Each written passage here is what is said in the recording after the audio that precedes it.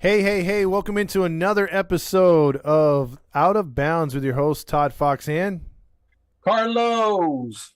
no Rick Davis? No Rick Davis today. I actually had wins last week, so oh, I think he was just a jinx. That's what it took, huh, for you to change is to move it to Rick Davis. Yeah, that was my curse. That was my bad luck. That was your key for today. So there you go. Yeah. So what we're gonna do here is what we do every week is fill you in on the games ahead, and we're gonna preview those, give you our picks. We also, if you didn't follow this show, we posted today or yesterday the recap. So we did a recap on each and every game. So we're hoping that you guys could follow along with that, and then also let us know if where we're right and where we're wrong. So any opening statements before we get into this? I'm feeling good. If I had any type of dancing moves, I got dad moves. But if I had any dancing moves, I'd do the Justin Jefferson gritty right now. But nobody wants to see me dance. I'm stiff as a stone when it comes down to dancing. You mean you have as much rhythm as I do? That's pretty sad. I got Kirk Cousins rhythm. Oh shit, that's saying a no rhythm. lot. Damn. And here I was gonna do the Macarena. Uh, so let's get started then, because no one wants to see us dance. Week 5 gets underway in Denver, under the lights, where Russell Wilson is 2-0 as a Bronco at home, but he faces the Indianapolis Colts, who have been a very much a disappointment under Frank Reich. 1-2-1 on a short week versus the 2-2 Denver Broncos. Who do you got and why in this game? I'm gonna go with Denver Broncos. Better team, better roster. Papa John's? I do that a lot. Yeah, you do. Better team, better roster, better pizza, Papa John's. Yeah, Papa John. I'm going Papa John's with Denver on this one. I'm a Papa John's. It's Denver on this one. Yeah, because Jonathan Taylor's not playing. I saw that alert just a few hours ago. Jonathan Taylor isn't playing, so I mean, everybody's fantasy football draft number 1 overall pick isn't going to be playing. A couple other defenders are fucking dealing with concussions. Yeah, give me the Broncos. Broncos right now. They're about if Jonathan Taylor was playing there, they would be even. But I would go with Russell Wilson, even if I almost said Jonathan Taylor was playing. No matter what, I'm going Denver. I would have to agree on this one, although I do see the Colts hanging around there. Like this could, to me, could be a 20-17 McManus field goal at the end after, the Colts make it a game at the end. I think it's gonna be pretty close. I think the Colts defense is gonna do their job to hold Russell Wilson, because the Broncos really haven't shown anything other than like 2 plays against the Raiders where their offense can open up. So I am gonna give the nod to Denver as well. I'll join you in on that one. There's just something not right with the Colts, and they're going to fall to 1-3. And all those players you listed, Taylor wasn't really exactly your X factor anyway. But Not this. yeah, exactly. He just we touched on that in the last episode. If you're looking for more Colts talk, but that is the Thursday night game.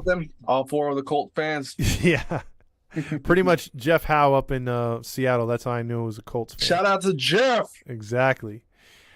Green Bay on Sunday will open things up from London. Second game in London, back-to-back weeks. This one's a surprising game, Carlos, because, or should I say Rick Davis? Both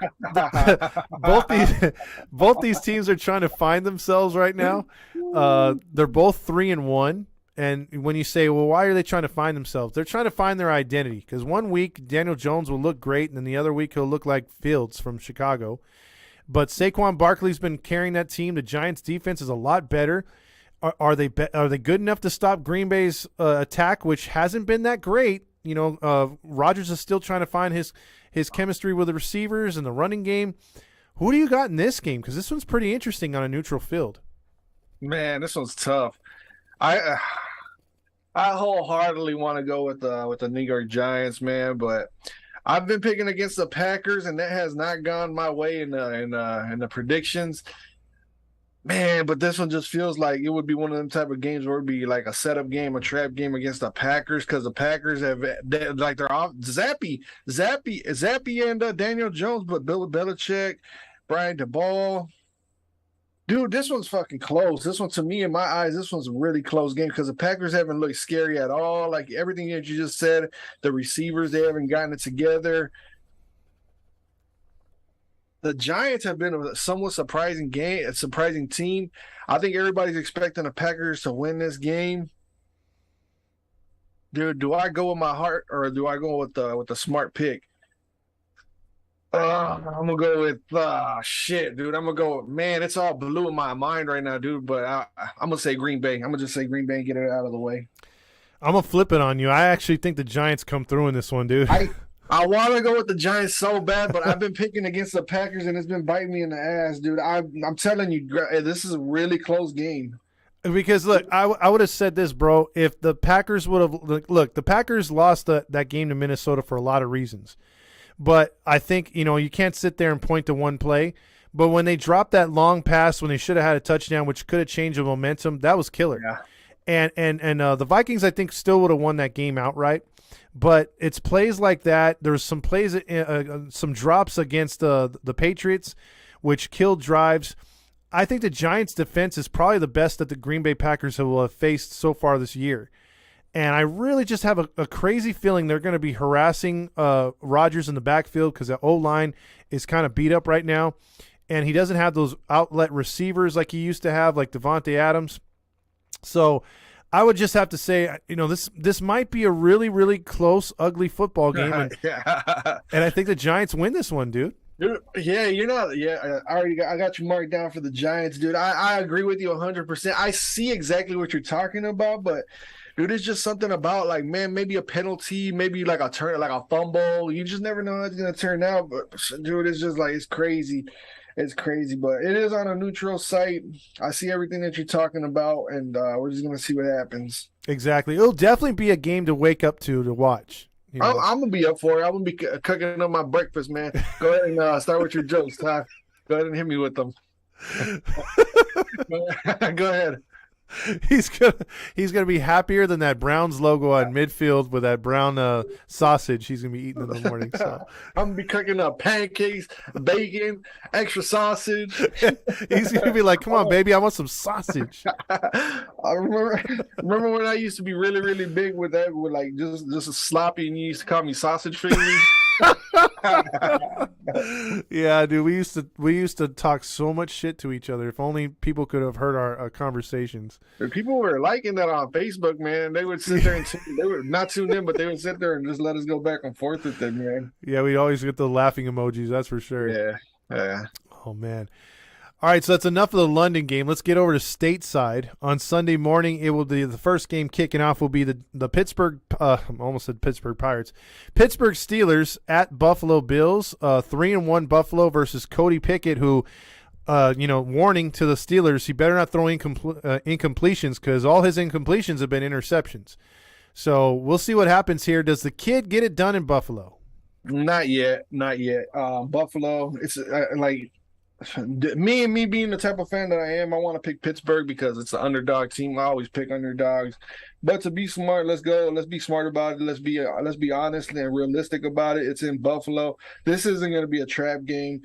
Buffalo knows that they have to win this game if they want to get some separation. They see that Miami's going through their troubles. They're smart. And I wanted to mention one thing about Pittsburgh, Mike Tomlin. Nobody's talking about it, but Mike Tomlin, he so wants a piece of Josh Allen in his system as a quarterback. That's why they went after Mitch Trubisky. Because they thought that Mitch Trubisky was going to bring that Josh Allen flavor to their mix. He thought Mike Tomlin, but that didn't last too long. He thought that Josh Allen 2.0 was going to be reborn again in Pittsburgh, and that didn't work out. Pickett, as a rookie, he looked flashy. He brought some energy to the Pittsburgh Steelers, but that's not going to be enough against a seasoned veteran team like the Buffalo Bills, who have Leslie Frazier as a defensive coordinator.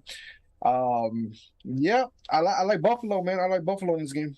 Yeah, I mean, their secondary, a lot of people have called out Buffalo's defense. They say when it's totally healthy that they're one of the best in football. They've had some injuries here, obviously almost a catastrophic one there on Monday night a few weeks ago. But Buffalo, I believe in the long run, if they get their injuries out of the way right now, that defense is going to come to form when it counts in the wintertime. And right now against Pittsburgh, they can play with these guys, and it's not the Pittsburgh Steelers from before with the rapist. And I really think they're going to wind up, pretty much demolishing them. I think the this could be a game where you see our boy Allen on the bench in the fourth quarter, and they have someone else just running the clock out. This should be a 15 to 20 point win for Buffalo, in my opinion. They are favored, I think, by 14 points.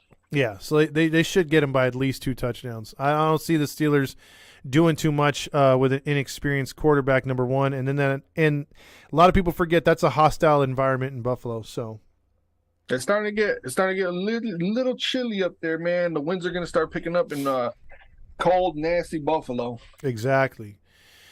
So that moves us on to our next game, which this one's another difficult one to pick. If you pick either team, you can't be faulted. Both teams are 2-2.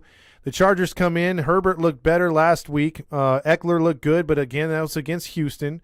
The team is still banged up, still got a lot of injuries. Then you look over at the Cleveland Browns. They're trying to protect that brown hole over there in midfield. Oh. And they're 2-2. They could, and a lot of people said they could easily be 4-0. They've lost 2 games, one in the last second, and one in right before overtime. So Cleveland has moved the ball at times. They've been stagnant at times. They've been a little up and down. 2 of these teams, I mean, these teams are, one's going to go away from this game very disappointed. The other one's going to feel a little bit better about themselves. Who's going to feel a little bit better about themselves in this one? This is in the brown hole. This is in Cleveland, Northeast Ohio. They're going to welcome the San Diego boys, the LA boys, the Chargers in the Midwest. I'm going with Cleveland in this one, bro. I'm going with Cleveland because they got Cleveland's defense is even with or without Garrett. What's the one defensive end? Myles Garrett. Even without Myles Garrett, they're gonna be too much for the Chargers. I think the Chargers are just they're going through a big, tremendous slump right now. Cleveland, the reason I'm really picking Cleveland, not because of everything that I just said, I was just adding on to why I'm picking them. Because Kevin Stefanski, he hung around the Minnesota Vikings for 14 years, and the Vikings have always had a game plan against the Chargers style of play. And Kevin Stefanski's defense is really good. They got cornerbacks and everything. So he wasn't with the Vikings last year, but he's got close connections with Mike Zimmer, who was a head coach last year for Minnesota. And last year Minnesota went into LA and pretty much put a beat down on the Chargers last year. So give me Cleveland because I feel like Cleveland's going to have a good game plan against a beat-up Chargers team right now. Okay, I tend to go the other way on this one. I kind of like the Chargers, though, on the road. I think at some point here they're going to turn into a viable team moving forward. And, they got a little of the cobwebs out of their head last week against Houston.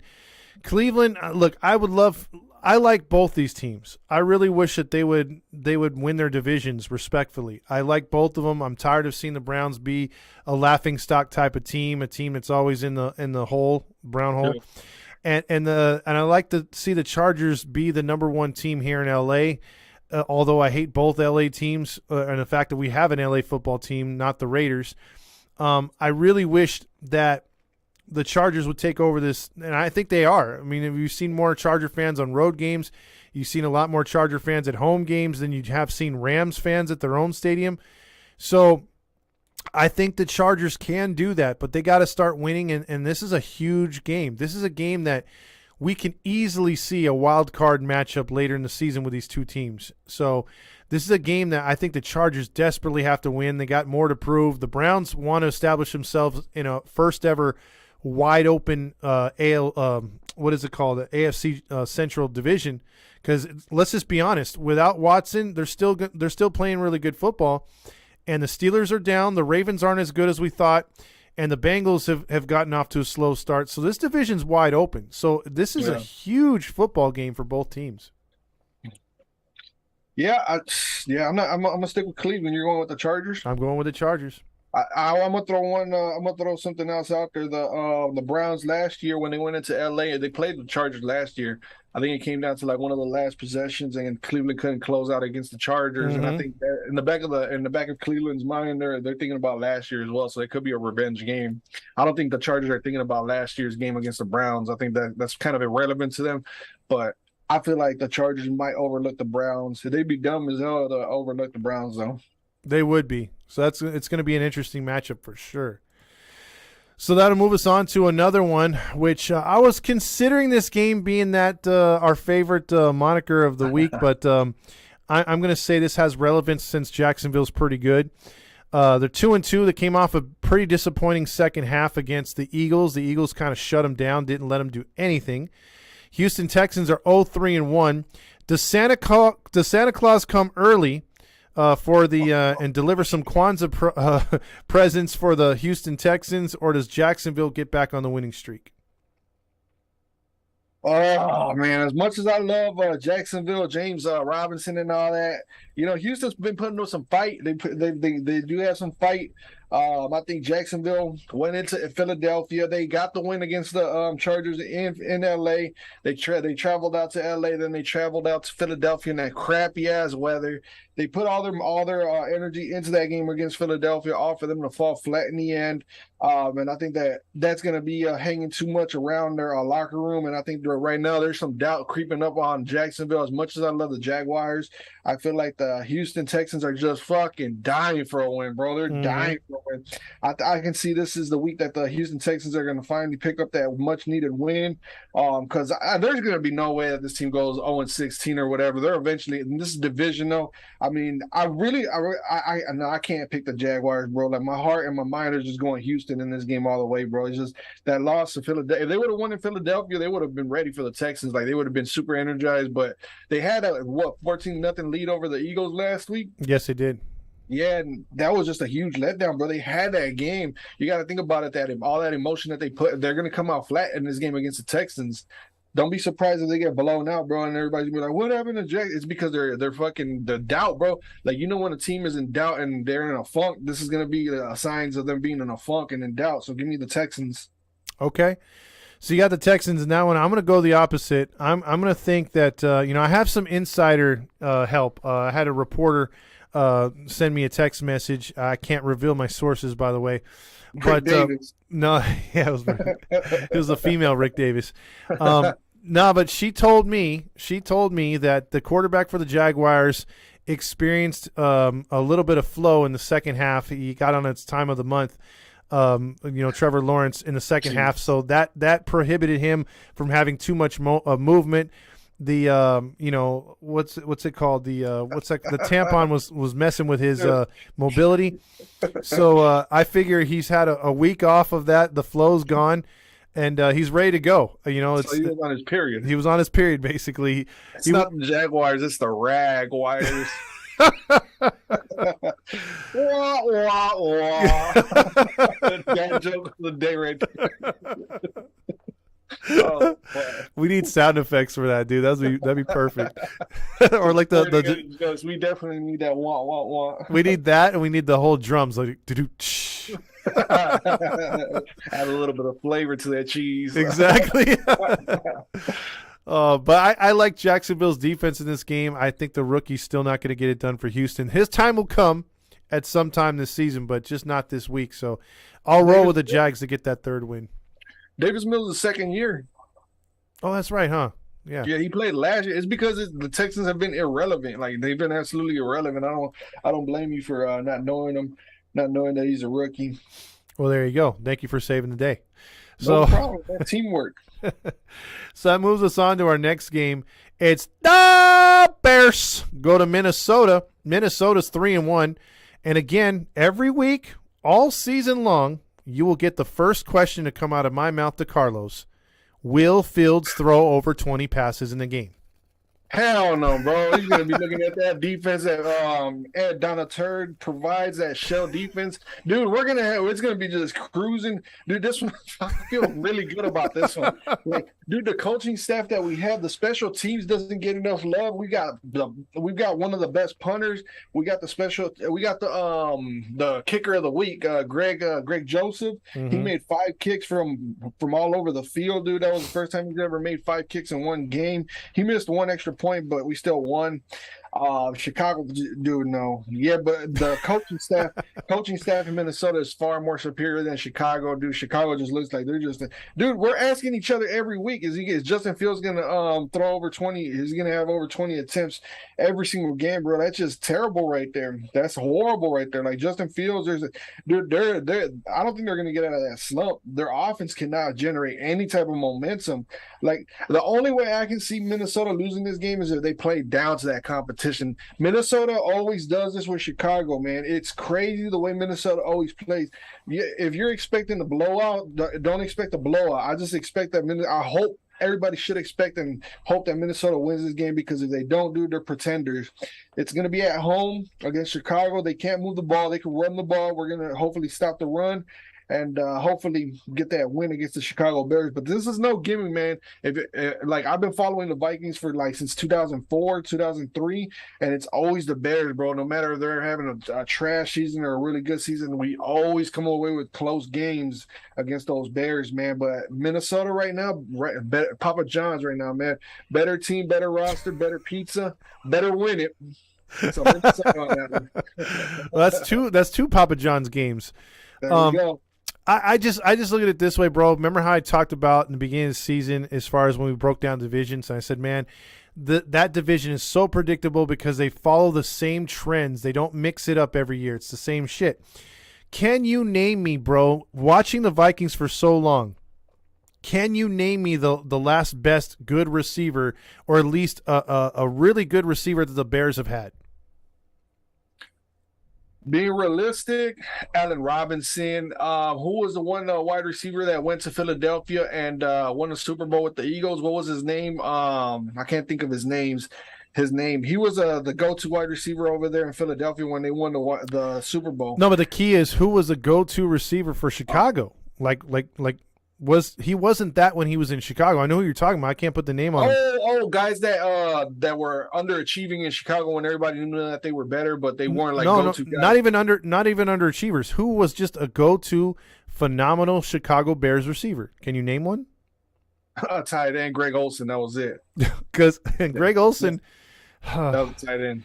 Look, the only guy I could name you that put fear into the Packers, the Vikings, the Lions in his day, Muhsin Muhammad. I was thinking of that. Dude, Muhsin Muhammad, and he was old when he got to Chicago too. Remember, he was with Carolina when they went to the Super Bowl against the Patriots. That dude was super old. Yeah, he was super old, but he put up, I think, 4 good years in Chicago to where he was about 1,000 yards or right at 1,000 yards every year, and he was basically their best receiver, consistent receiver. It seems like every year the Chicago Bears are like, hey, we got a new wide receiving core. Yeah. Hey, it's like, okay, but you don't know any of them. They don't spend any money on the offense, and it's the same shit. It's like, well, who's their running back? Some guy, Montgomery. It's like, dude, they got no namers, and they wonder why they can't score points. So I'm going to put it to you this way. Minnesota wins this game not by a lot, only because the defense of Chicago is the defense of Chicago. And Justin Fields will score 1 touchdown either on the ground by himself, or the running game will break one. And then they'll probably get either a defensive touchdown because of bad pass by your boy, or maybe a kick return. And that's it. And it's going to be something like 27-14 or 30-14 Vikings. It's not even going to be that close after halftime. It's just going to be one of those typical Bears can't score, Vikings are better at home, like they're the better pizza, they're the better Papa John's, and that's it, dude. Better roster, better pizza. Yeah, exactly, dude. I mean, it's the Vikings all the way, man. My question to you from the outside in, because I have a feeling it's going to be a boring game. Do you think it's going to be a boring game? Absolutely. I think for Vikings fans, it's going to be great, but for the rest of the nation, it's going to be like, well, Chicago really doesn't belong in this game. You know? Yeah. No. Because I'll tell you this real quick, Carlos, and I'll get to your point too. When the roles reverse and Minnesota goes to Chicago, I expect a much closer game, because you'll see some turnovers by the Vikings, because Cousins will do a couple stupid things. The Bears will be in it, and it's going to come down to the wire. But when it's in Minnesota, dude, my money's on Minnesota. It always does seem to be that way, dude. There was a streak of years from like 2000 to like 2020 where the Vikings only won twice in Chicago, man. I'm telling you, regardless of how bad the Bears are, the Vikings always play down to how bad the Bears are. And me and you were wondering, like, when's the last time the Bears had a potent offense? Even when they went to the Super Bowl with Rex Grossman, who can you name me who was on that offense other than Rex Grossman? I think maybe Curtis Conway. That's it. That's all I can name because I don't remember their running back. I mean, all you had to say was the quarterback, and that should tell you the Bears got there on pure defense. Their defense was a star in that year. Rex Grossman. They called him the Iceman for a little bit. Yeah. He was Jim McMahon 2.0, but not as flashy. All the way. Yep. So that's that game. That'll move us on to an interesting one here. Maybe not for everybody, but I think it's pretty interesting. Zappy might get the start for New England against Detroit. Detroit and New England. Detroit will be at New England. What do you got? Who do you got in this game? I'm gonna go with Detroit on this one. I think that they can move the ball. They've got tight ends. Yeah, and Zappy, I like Zappy, but come on, man, let's be realistic. Detroit, they got. I hate saying it because now I can't stop saying it. Better team. I hate you for that shit, man. I'm trying to find my way of, to say it without saying it, but I can't, man. You're thinking breadsticks right now, aren't you? No, I'm just thinking of Papa John's, just like in the commercial, just like some random pizza, just with steam coming out of it. What you call it? Yeah, man. I mean, dude, like New England can't move the ball. Like you seen what they did against the Packers? They were in the game. Zappy. I don't want to buy too much into like Zappy. I don't want to put too much stock into it. Detroit, they've been so close to winning all these games, bro, and they put up a bunch of points. After a while, they're going to get sick of losing, man. They're going to be like, man, enough is enough. We can lose next week, but we got New England. A win like this, they're looking at New England. If I'm the coach, I'm gonna look at it like this. Regardless of how New England is playing this year, I'm gonna look at it like this. New England has been so dominant for like the last 2.5 decades. I'll put all this billboard material up on the board and all that. I'll start hanging up all their Super Bowls. I'll be like, you're playing against that right there. Mm-hmm. You've been so close against these teams. Why not go up against them and make a statement, get a statement win? I feel like Detroit can possibly blow out New England. Well, I shouldn't say blow out because they still got a really good defense, but I'm feeling Detroit in this game. I think what happens in this game is New England will run the ball and keep the time of possession away from Goff. I think Goff will make his one or two mistakes in the game. But I'm with you, though. I think Detroit moves the football. They gained a lot of confidence offensively. I think defensively they're going to want to clean things up against New England. And I think New England will move the ball at times. They might get in the end zone a couple times. But I think the Lions will make just enough plays. So I'm with you on this. I'm liking Detroit to make New England. And if our picks go right and Buffalo gets the job done, Detroit gets the job done, what a season to remember already 5 games in. When was the last time Tomlinson and Belichick would be 1-4 at the same time? A combined, what, 2-8? 2-8, yeah. That could possibly happen Sunday. That's the first time in ever. That's why you're posing that question. I can't think of it. Yeah, because usually by this time, if New England had their full roster like they usually do, same with Pittsburgh, we'd be talking about New England getting to 4-1, Steelers getting to 4-1. It's the opposite, man. They're both seemingly in rebuilding years. What an odd year in the NFL, huh? What an odd year. All these slow, sluggish games. Like everybody's like, how did this team get to 3-1, or how are the Eagles 4-0? It's just such a question mark. This is the like I've never seen a much more weirder season play out than this one. This one's just so bizarre, bro. Like every division, I'm sitting there thinking, I'm like, man, the Saints should be better, the Bucs should be better. You know, the Falcons, they're looking pretty decent. They're looking like the best team in that whole entire division right now. To me, I don't know. And then the NFC West, you got the Seahawks that just let go of Russell Wilson, but they're looking as good as they have with Russell Wilson. You got Jimmy Garoppolo looking like it's just crazy, bro. Like I look at it, the NFL is just crazy. It's so unpredictable this year. It is, and you're not seeing like we've seen years before where you see a lot of teams 0-something, 1-something, and not too many teams at 2-2, and you see a lot of undefeateds to start the year because usually you see 4 to 5 undefeateds for at least the first 3 to 4, maybe even 5 weeks. Now, like you said, you only got one 4-0 team and a shit ton of 2-2 teams. You got a bunch of 2-2 teams.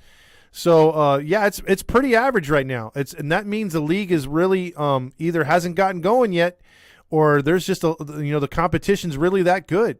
So I think we might be in a new era of good teams, man. I think we're like the Patriots and the Steelers. Their windows probably get, like Bill Belichick and Tomlinson.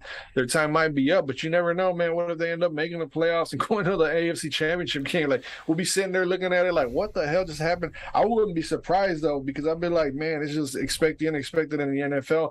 But before we move on to the next game, dude, I wanted to say, well, what you hit on it perfectly, but to cap it all off, I wanted to say, dude, it's not the typical year. It's not the obvious year. It's really like it's not obvious at all. That's what I wanted to say. This is like the most unobvious season I've ever seen. Because before, man, you were like, we've had 0-4 teams and we've had predictability. This has been unpredictable. This whole entire season has. It sure has. Well said. That moves it now to the next game, which is Seahawks at New Orleans Saints. The Seahawks are 2-2. My boys coming off a 48-45 arena football win, and then the Saints looking decent and really good enough to beat the Vikings, but credit the Vikings for holding on. But they're 1-3, and they're at home. And I love the way Seattle moved the football last game.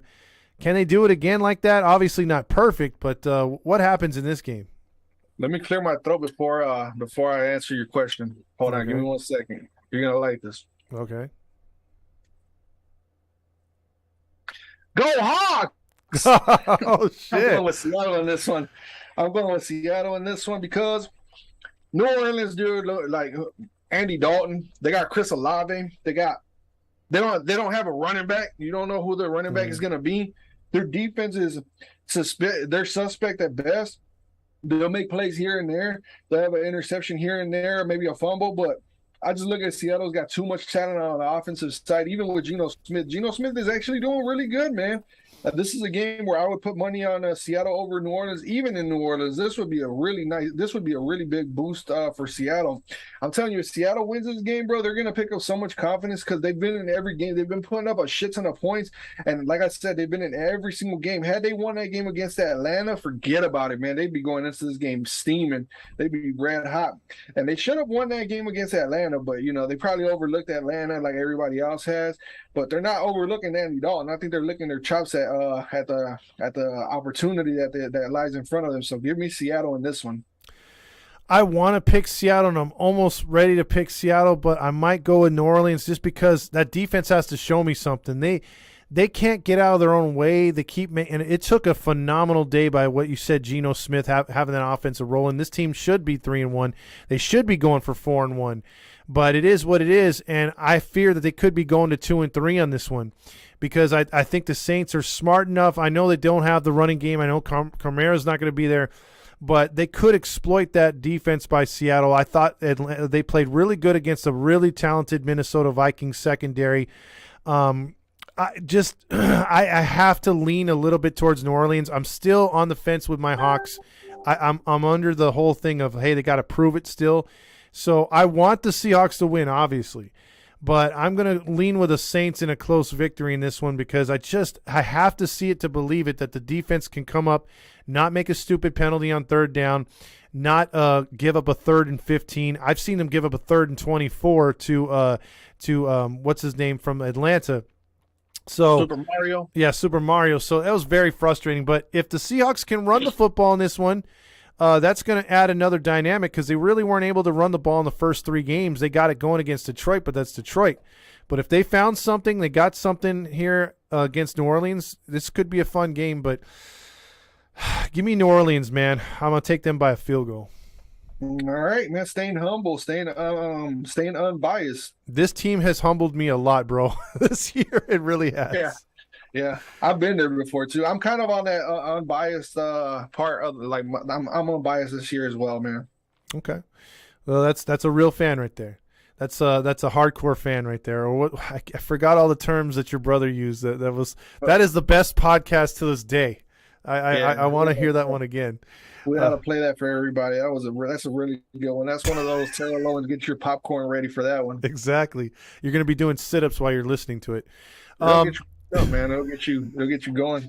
Better podcast, better people. better topics. Better breakdown, better podcast, better Papa John's. analysis. Papa John's is gonna reach out to us like, "Hey, do you guys want free pizza?" Exactly. Get all kinds of sponsors from this. I'm gonna tell him that I want a Shaq-a-roni pizza. Shaq, actually, I think Shaq bought the Papa John's. He has a bunch of them. He does. I don't know if he owns the whole thing, but I know he owns a lot of franchises, though. That fucker's got money, man. He's fucking smart. That's why these athletes need to talk to people like Shaq and not waste their money at strip clubs because they got to represent for their social media. Save your fucking money and invest it. I mean, he's so smart. He's doing insurances. He's on the NBA TV. Yeah. He's smart, dude. He's about to buy the Suns. Yeah, smart guy. That guy deserves, because of his riches and how smart he is. I know this is a football show, but that guy definitely deserves to be Mount Rushmore in the NBA just because of the way he represents himself, and he's got his son in the NBA. Dude, like, we can get into a whole entire topic of like NBA and all that, but we should save that for another day. But Shaq is definitely probably one of the smartest athletes of all time. I agree. Totally agree. That moves us on to another good game right here. The Miami Dolphins versus your New York Jets. 3-1 Miami versus New York at New York. New York is 0-2.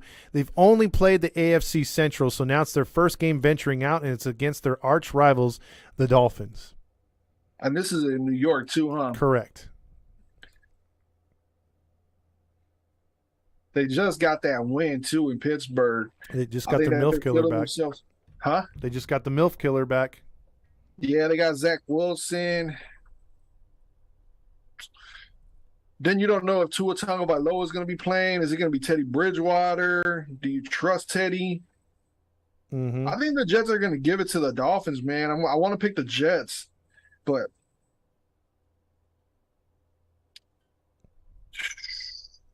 yeah, give me the Dolphins, bro. I really want to pick the Jets, but I'm going to go with the Dolphins. Even with Teddy Bridgewater, I still think that the Jets still got a ways to go, and if they win, they'd be like, oh, my God, the Jets are this and that. Like, I don't see the Jets coming out with a win against the Dolphins. I think the Dolphins have it set in front of them. They want to fucking win that division. They've been down for so long. The Patriots are finally out of it. I don't think they're going to let Zach Wilson come. I don't think they're going to let Zach Wilson beat them. I think that the Miami Dolphins, they really want to win that division, so I'm going to go with the Dolphins. They can't lose to the Jets, bro. If the Dolphins lose to the Jets, you can label them pretenders, and I don't think they want to be labeled pretenders. I'm going with the Dolphins. All right, I'm going to go opposite on this one. I like the Jets. I think the defense is going to play up to par. The crowd's going to be in it. It's a rivalry game.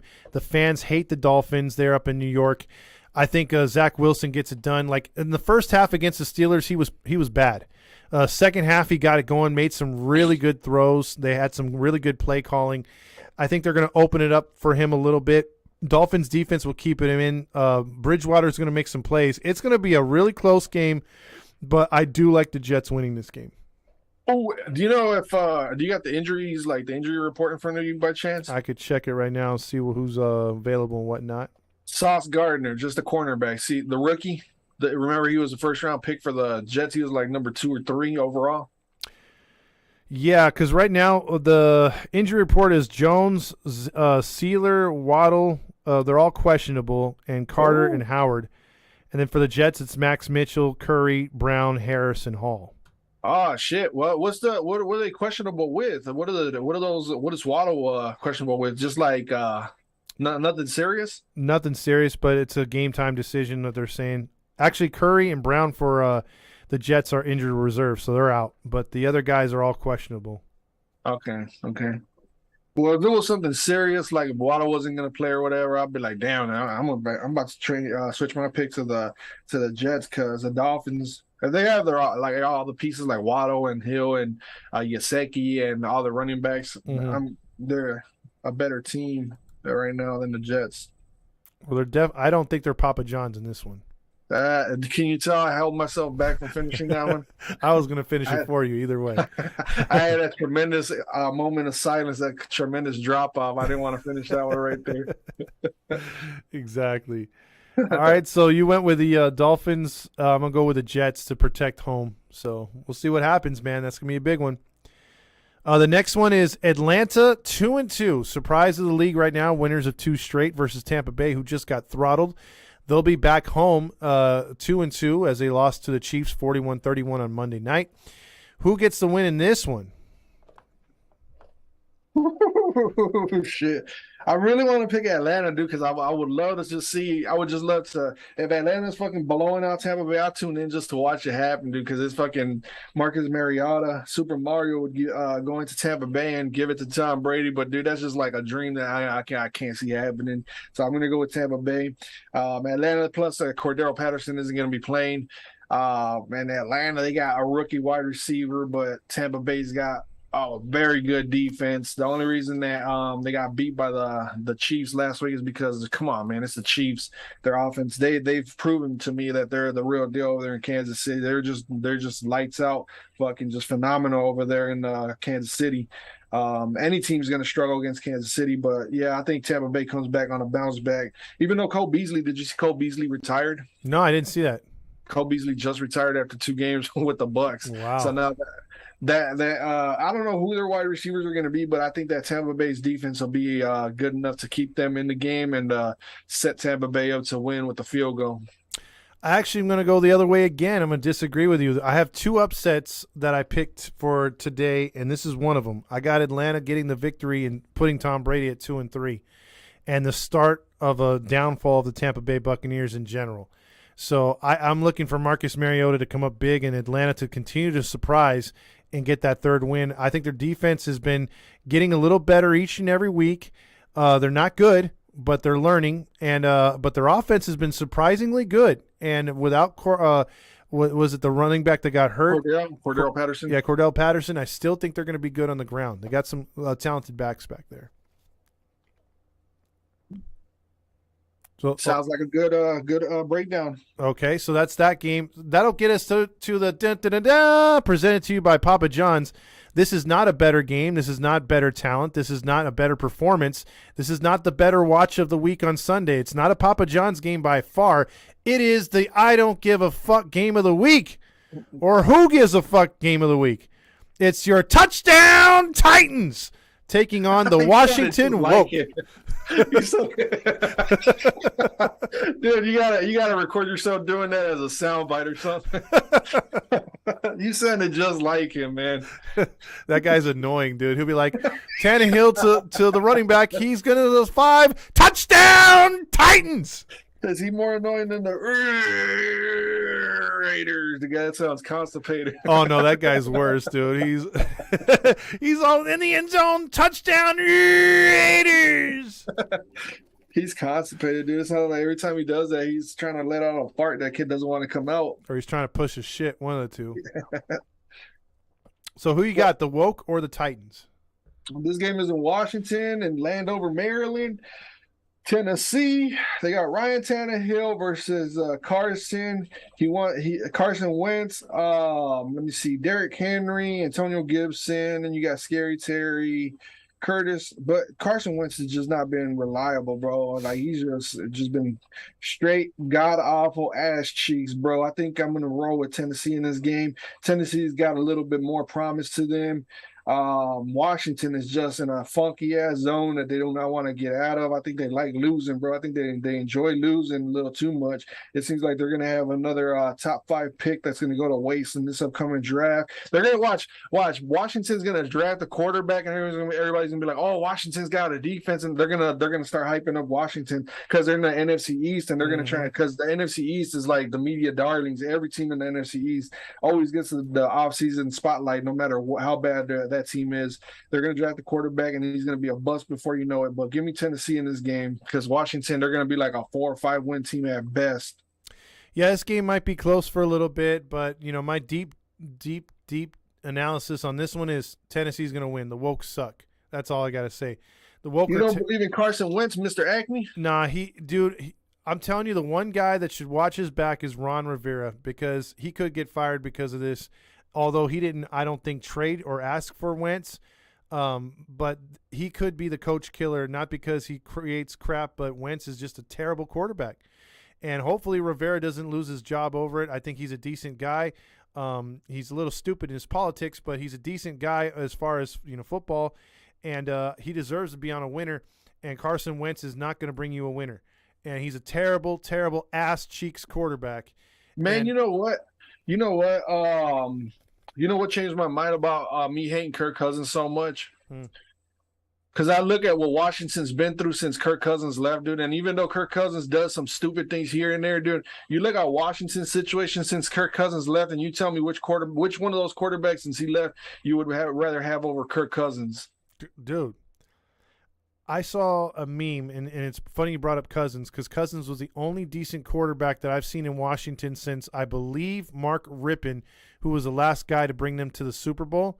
Other than that, dude, the list of quarterbacks that have come through Washington has looked just like the list of Browns quarterbacks. Like, just terrible pick after terrible pick. And because even Robert Griffin, it was funny, when him and Andrew Luck got drafted, they forgot about Russell Wilson. They said those two guys are the best guys. They're going to win multiple Super Bowls. Gee, who's the only one with a Super Bowl? Russell Wilson. Who was out of the league after a few years? Luck and Griffin. So I don't see it. You know, Washington has been snake bitten. It's either their fault or they just have some badass luck. And getting Carson Wentz was probably the stupidest thing they could have did. I mean, because otherwise, I mean, this year's a tank job, big time. I mean, like, he sucks. What the hell is Washington gonna do after this season? This season's over for Washington. It was over when they got Carson Wentz. Like, I don't know who actually believed Carson Wentz was gonna have that and be that lightning in a bottle. He hasn't been good since that rookie season, man. He had that tremendous defense in Philadelphia and all that. But what's Washington gonna do? Are they really gonna put all their chips on the table for a rookie to come in and change the whole entire culture? You can't rely on a rookie to do so much. You know what veteran, what expiring contract is out there for a veteran? Like right now, they're probably regretting the fact that they didn't pay Kirk Cousins that guaranteed money that Minnesota gave him, because if they would have kept Kirk Cousins, they'd be floating around like 8 or 9 wins every year like Minnesota does. Now they're just floating around and just dying for a decent quarterback. They even went as far as getting Case Keenum, bro. Like, I remember when they signed Case Keenum, I was like, damn, they're desperate over there. And you know what's sad is Case Keenum actually did pretty good for him. So they just let him go, huh? Yeah, they've been through a lot of quarterbacks. They had Mark Sanchez. They got Carson Wentz now. They got they even had Donovan McNabb for a little bit. They have just a whole bunch of quarterbacks that they've gone through, bro, and they don't know how to get it right. Sure. I think what they need to do is they need to get one up on the Cowboys. The best move for them is they'll be able to get Cooper Rush. They need to see where his contract is at, and if he hits free agency, they just need to offer him the bank, bro. He's consistent. He'll be the best option possible, and then draft a rookie in the first round. I mean, what else can you do at this point, bro? Who else is going to want to go to Washington? Well, I'll tell you this, the quarterback on the other sideline could go there next year. That'd be the most Washington thing to happen, is if they pulled a clown move and and went out and got Ryan Tannehill for next year. Jeez, bro. If they got Tannehill, bro, I'd be like, man, I feel sorry for Washington fans. I'd be like, dude, those are some diehard fans over there, too.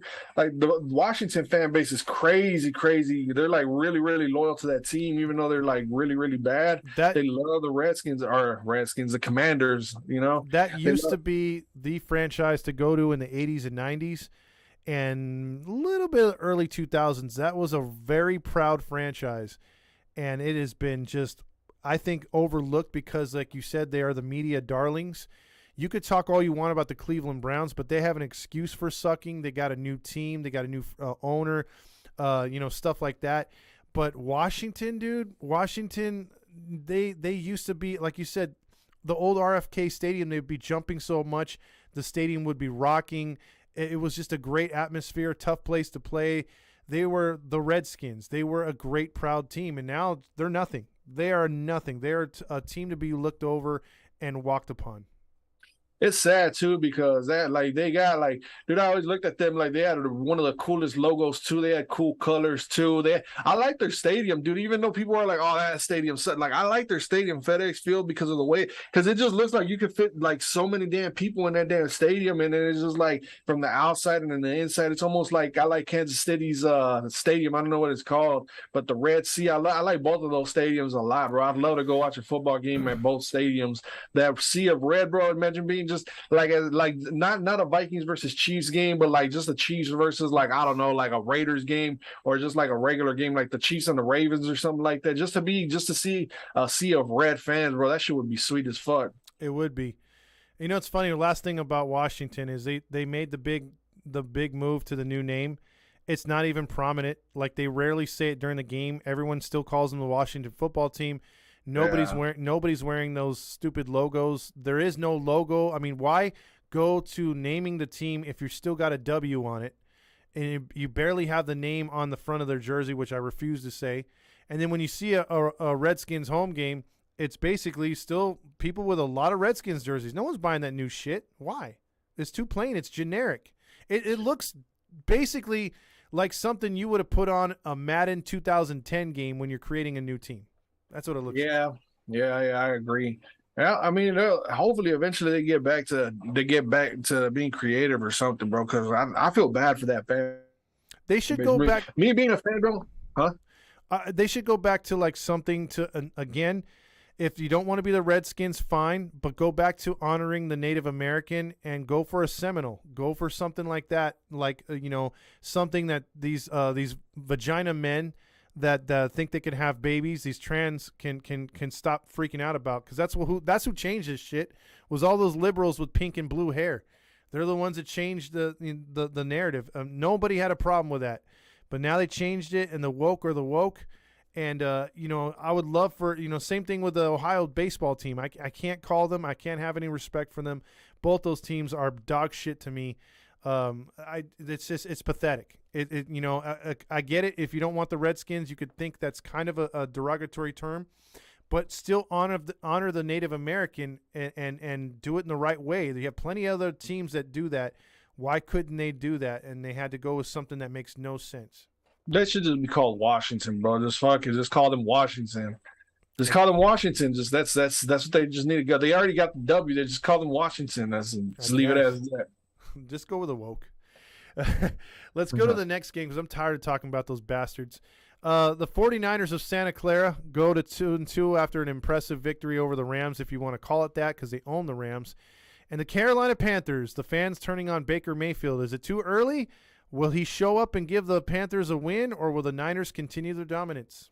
Man, give me the 49ers on this one, bro. You're like, fuck Baker Mayfield, bro. Like, I'm tired of fucking thinking that this guy's going to come through. This dude, the Niners they're going to manhandle the shit out of the Panthers, bro. I wouldn't be surprised if the Niners blow their asses out, bro.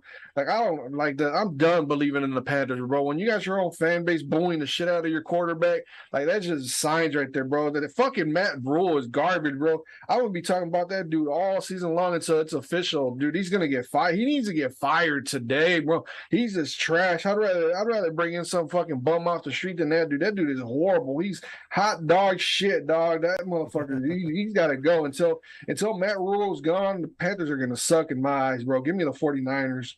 Okay, I'm with you on that. I don't even have to say too much. I'm not a Panthers fan. I don't think they have too much to offer. They'll have some McCaffrey highlights in this game, but Baker Mayfield does not fit that offense. I think he would have fit Seattle much better. So give me the Niners to roll them. 3-2 Niners, and I think Carolina falls to 1-4. Next game is the Eagles against the Cardinals. Eagles 4-0, riding high. They play the Arizona Cardinals in the home where everyone else is the fan of the other team.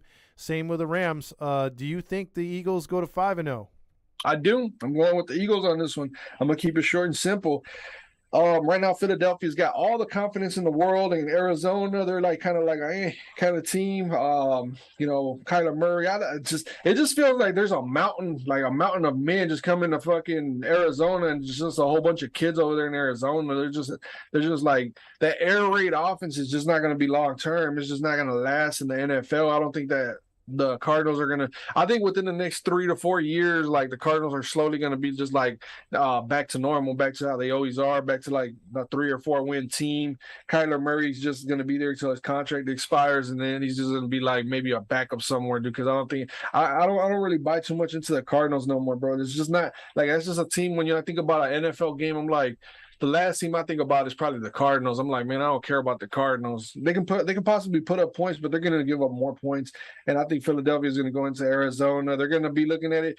I can't say that it's going to be a trap game and Philadelphia is going to fall back-to-back weeks because they almost lost to Jacksonville, and they're going to be back on their guard, and they're going to be like, let's see how we can play against a scrambling quarterback, and what do we get lined up against a scrambling quarterback in the playoffs? They're going to do their best to contain Kyler Murray in the pocket, so that way when the playoffs do come around, they'll be ready for a scrambling quarterback. So give me the Eagles.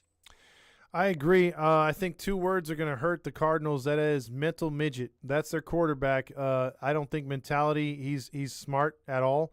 Makes a lot of mistakes, and the Cardinals are falling backwards faster than we thought. And I do think they're going to go 2-3. I don't have too much analysis on this one, other than the Philadelphia is going to be playing their best ball. They got a stingy ass defense, and that defense is going to continue to make plays. So I get you. I get you right now. They're gonna get the victory right now. It's going to be really good for the what is it called, the Eagles in this one. I think they're going to go to 5-0 for sure. Fly, Eagles, fly. Exactly. The last three games, though, are very competitive teams playing each other. Maybe not the best of records, but we'll get into that as we go along. That'll be the last Sunday game of the afternoon. Will be Dallas at the Rams. You can't tell me for a second there's going to be more than 20% Rams fans there. This is going to be a Cowboy home game. Who do you got and why in this one? I'm going to go with Cooper Rush extending his win streak, dude. I'm going to go with the Dallas Cowboys going into L.A. And like you said, you just pointed out, the home field advantage is going to be for Dallas. Dallas goes out there for training camp. They're comfortable. They got a huge fan base out there in L.A., a lot bigger than the Rams. That's just probably never going to change. The Cowboys are just, I hate to say it, dude, because it's stereotypical. The Cowboys are for a Hispanic, a Latino, or whatever, Mexican. They're gonna go to the Dallas Cowboys. A lot of people are gonna, like, a lot of Latino, and that's like you live out there. That's like a heaven. That's like what do you want to Spanish Harlem? That's like Spanish Harlem down there. Mm-hmm. Nothing but Spanish folks out there. You had the same thing when the Chargers were in San Diego. They did have a large Hispanic fan base being that close to the border. And you know, yeah. Both those teams, Dallas and the Chargers, at one time had their radio stations and affiliates in Mexico. So they do draw a lot, those two teams, to the Hispanic. I think what helps out Dallas is because, for Mexicans out there, like there's a lot of farmers out there, and there are a lot of vaqueros is what they're called, like cowboys. They wear the hats, yeah. Yeah, they wear the hats, so it's easy for them to identify. And they're like, oh, they got the hats, and they're cowboys, and they got the mascot that looks like a cowboy and all that. So that's why a lot of them pick the Cowboys to be their team. Plus, they got dark colors and all that. Good point. They look cool. Good point. They look cool and all that. So, I mean, the fans are going to be just all about the Cowboys, dude. The Rams are just... Dude, Matt Stafford, what's going on with Allen Robinson? Robinson, like, he's a good receiver. Like, right now, there's other teams, like the Saints would love to have Allen Robinson, dude, but for whatever reason, he's not working out over there in L.A. And we'll see what happens with him after the season. I don't think he's going to want to be with the Rams anymore. But I'm going with Cowboys. The offensive line hasn't been that good for the Rams. We talked about that. Stafford's been getting hit a lot, which is I love seeing. And they're trying those little gimmicky plays, and they're not working, which I love seeing. So I think Dallas is going to own them in this game. I don't even think it's going to be close. I think Dallas is going to – that stout defense is not as good as the Eagles. I like the Eagles' defense a little bit better because they're faster, but Dallas is more physical. And I think they're going to push around the Rams' offensive line. They're going to push around the receivers. And I'm very interested to see if they're going to allow Cooper Rush to get his 12 to 14 catches, or they're actually going to man up on him and make him work for his shit, because I've seen a lot of teams just letting him get open in the zone. But I don't think Dallas is going to do that. Cooper Kupp, Trayvon Diggs is going to be all over him. Trayvon Diggs is basically going to put an end down to that. I don't think Matthew Stafford is going to want to take give up any interceptions, but let's see what happens, man. It's just like we know what the Rams got to do. They got to open up the offense. Like, they got a team, bro. They got a team. They got, like, me and you. If you're blind, even if you're blind and you hear the names, it doesn't matter who you are, bro. The Rams have a really good roster. It's just something's going on with the Rams right now. But the Cowboys, they got momentum, and the Rams don't right now. So that's what I'm going with. The Rams look like a team that lost the Super Bowl, which they should have, and they look like they're having a Super Bowl hangover right now. Aaron Donald's not the same, even though everyone likes to blow him. Wagner's not really doing all that hot for the Rams. And then you got Jalen Ramsey's been exposed a few times. So defensively, they took a step back. And offensively, like you said, they've got talent, they've got names, but they haven't run the ball. They haven't run the ball at all, and that's put more pressure on Stafford. And now he looks like the Detroit Lions quarterback. Yeah, think about what this win would do for Cooper Rush, the quarterback for the Cowboys. Think about what that's going to do for his stock. Now, I'm going to ask you again, do you think Cooper Rush is worth the first-round pick if he gets this win against the Rams, the Super Bowl champs? He'd be like 3-4-0. Nah, I think for a desperate team, he's worth no more than a high second. I don't think he's still really good. Yeah, it's hard to give away a first round pick for a guy unless he's like just a knock him out, drag him out talent. Not if Washington and the Colts are around. They love just handing out first round pick, and the Panthers too. How could you forget about the Panthers? True, they go through quarterbacks like women go through underwear. So yeah, I think that's what it would come down to. Yeah, I think there's a few desperate teams that'll throw a first at him, but if Rush keeps winning, I mean, you can't. I mean, he's gonna get himself a contract next year with somebody. Dallas won't be able to hold on to him. Their eggs are all in the Dak basket anyway. So they got no choice, man. They got no choice. They just paid him all that money. Yep, exactly. They're married to him whether they like it or not. That's why Jerry Jones is already talking about, he could come back next week. So we'll see. Shit, when he's paying it, when he's giving all that money out to that one guy, he's just sitting there on the sidelines, just collecting them checks. Jerry Jones is like, man, that's a lot of money just sitting there. He needs to get his ass on the field ASAP. Exactly. I mean, we would all say that, right? Yeah, I'd be looking at it like that. I'd be like, dude, you're a fucking huge investment, dude. Like, get your ass out there. Now that moves us to a AFC North battle, which could determine the division early in the season, could send one team one way, could send one team the other. Cincinnati started out 0-2, losing 2 heartbreakers, but have won 2 straight. Baltimore basically pissed a game away against the Bills. Who wins this one? This is a tough one on Sunday night at Baltimore. Dude, I want you to go first on this one. Okay. I'm not a fan of Lamar Jackson. I've been calling it all year. I think the downfall for him is this year. The Ravens have taken a little step back. Their defense has actually shown some kinks in the armor for once. The running game hasn't been as strong. If you look at it every game, we've been saying Lamar Jackson's your leading rusher. That's not a good thing. Cincinnati Bengals have gotten a little bit stronger defensively. Burrow's starting to find his targets. He's looking a little bit better every week, not fumbling, not throwing picks.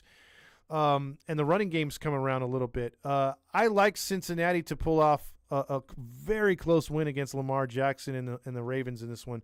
I think they actually get it done in Baltimore. A tough place for them to play, but I think Cincinnati gets it done. I'm gonna ask you a question before I get to this one, because dude, I'm gonna answer the question like I already know exactly who I'm going with. This isn't a hard game for me to pick, but for your fantasy football, like do you know who you're playing against, like the wide receivers you're playing against? I haven't looked at it yet. No, I usually check it out before the Thursday game. Hopefully you're not playing against Higgins. Hopefully you're not playing against Boyd, and definitely not against Jamar Chase. Did you see what Jamar Chase did to them last year, the Ravens? Yep. And that's when the Ravens were somewhat decent. They were a lot better than what they are this year. Dude, look for Cincinnati to put a fucking beat down on fucking Baltimore. It doesn't matter what Lamar Jackson's going to do in this game, dude. I'm not hammering on Lamar Jackson. But Lamar Jackson is what he is. He's a really good quarterback. He's basically, without Lamar Jackson, that team goes back to the quarterbacks like Kyle Bowler and who else they got? Joe Flacco. So I mean, I think Baltimore should sign them, dude. I don't know. I know you don't feel that way, but I'm starting to feel like if Baltimore doesn't sign them, who the hell's going to want to go to Baltimore? You know, Lamar Jackson puts butts in the seats no matter what the season looks like. Lamar Jackson has to stay with the Ravens. But I'm going with Cincinnati in this game because, dude, Baltimore's pass defense, you seen what the Dolphins did to them. Dude, Cincinnati's going to fucking just absolutely murder them. I agree. I don't know about the murdering, but I think they're going to do a hell of a job against that secondary. Dude, trust me, dude. I've seen that shit. I've seen those highlights. I've seen Jamar Chase absolutely owning that defense. We'll see, because I hate Marcus Peters. I like seeing him throw a tantrum. What do you call it? But I really like that team to exploit the Ravens' weaknesses in this game coming up. It's going to be interesting, that's for sure. And then, so that moves us on to the Monday night game. It's the Raiders versus the Kansas City Chiefs. Do we got to go over this one? Yeah, we do. 1-3 versus 3-1. Oh man, it's gonna be in Kansas City as well, dude. Like, how could that? What is there to even go back and forth with? The Raiders just picked up a win. They got a little bit of confidence, but the Chiefs, they're just looking at the Raiders like, oh, we got you at home on prime time, so the world's going to be watching us. They want to see what Patrick Mahomes is going to do. You know, that dude's got number 10, Pacheco, the running back for the Chiefs. He's wearing Tyreek Hill's old number. He's looking pretty decent, man. And then just Patrick Mahomes just doing Patrick Mahomes type things, man. It's just like just nothing but respect, bro. Remember at the beginning of the season when we did the predictions for the divisions where the teams were gonna fall? I said the Chiefs were gonna be in fourth place of the AFC. Yeah. Dude, I looked like an absolute idiot with that one, bro. Like it was just horrible. Because I just looked at it like Mahomes didn't have that deep threat no more, and you got a whole bunch of journeymen. But dude, when you have the right coach and the right quarterback, it doesn't matter, bro. They're just gonna just do what they can, when they can, and how they can, bro. It's almost like Farouk back when WWF and the Attitude Era. I get what I want when I want. That type of deal. I don't know if you ever played that WWF Attitude game, but that's that was one of my first wrestling games I ever played, dude. Remember when Farouk would say, "I get what I want when I want." Yeah. That's Patrick Mahomes against the Raiders, dude. I feel bad for the Raiders. It's gonna be ugly, ugly, ugly, ugly. They just don't look the same, dude. They just Darren Waller just. I forgot all about him. Like the only time I think of Darren Waller is when I think about the Raiders, and I really have to think about the Raiders. Like Darren Waller just got paid. Devontae Adams looks like he's falling off. Hunter Renfrow doesn't look the same. Just Josh Jacobs, they didn't even offer him a contract extension. Like, give me the Chiefs. I am going to bust my second upset of the week. I'm going to go with the Raiders and Captain Eyeliner to pull the upset. I think they always play decent against the Chiefs. The last three meetings have been down to the wire.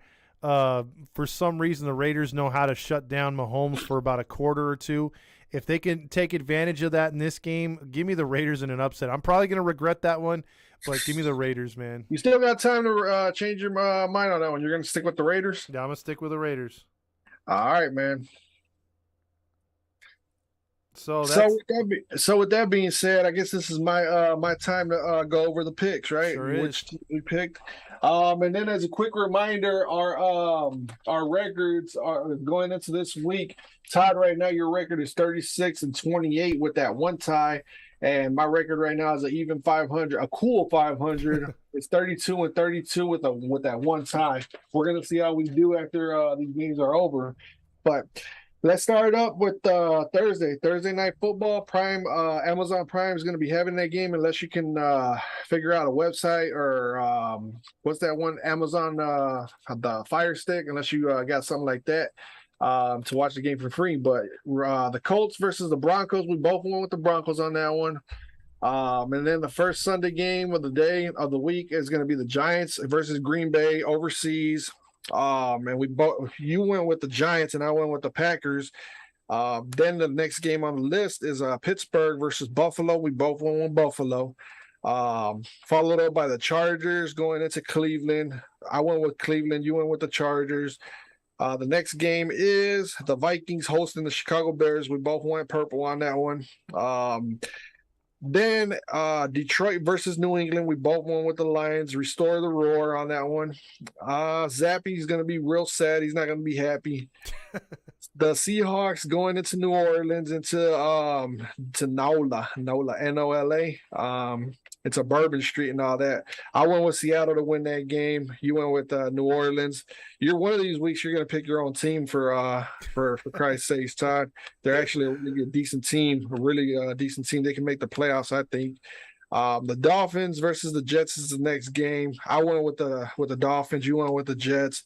Followed up by the Falcons and Super Mario and Luigi going into Tampa Bay to battle the oldest quarterback, the oldest player in the NFL, Tom Brady, who's going through a divorce. Shit, why didn't I fucking think about the divorce? And why didn't I think about that? He's going through personal stuff. He's got a trash ass offensive line. Shit, but I just can't see the Falcons beating Tampa Bay, so I went with Tampa Bay on that one, and you went with Atlanta.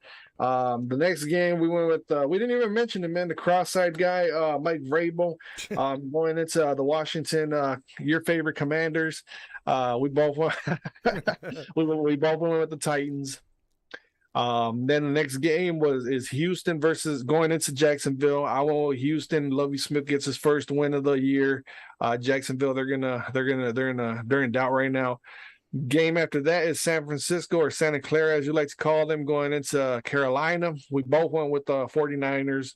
The game after that is the Dallas Cowboys going into LA Rams, which is really Dallas West. We both went with the Cowboys.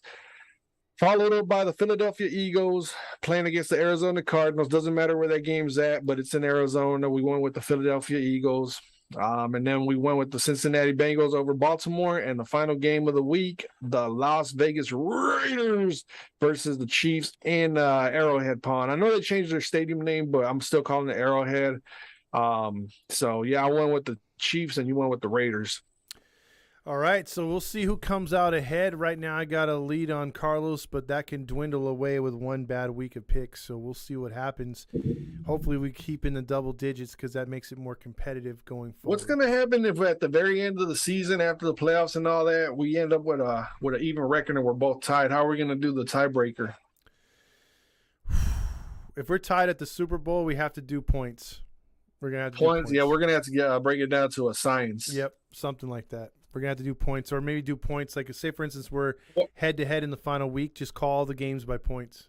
You know what? I got one. If we're tied going into the Super Bowl, we'll pick our teams, and then to top it all off, we'll be like, because we're going to have nothing else to talk about other than who's going to win this game and why, which player and all this and that. We're going to have to do what everybody else does in Vegas. What color Gatorade are each team gonna drink, and who's gonna wear the color jerseys versus the white jerseys and stuff like that. We should do prop bets, absolutely. For the Super Bowl, I think we definitely should. We should definitely, because they do bets in Vegas for like the color Gatorades that they're gonna be drinking. Like, it's crazy the way they get into that game. Who wins the coin toss?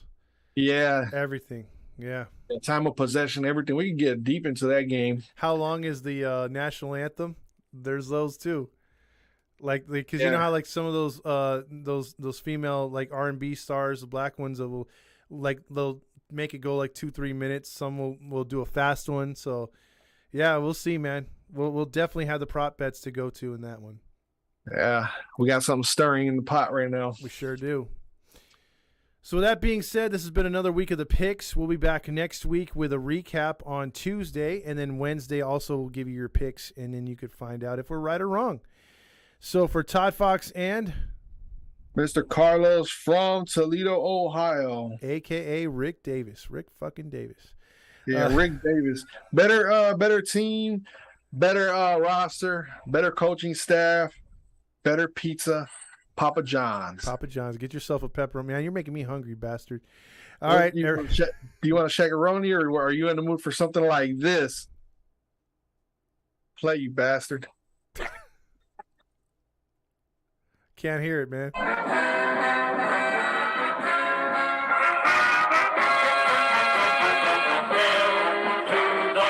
Oh, come on.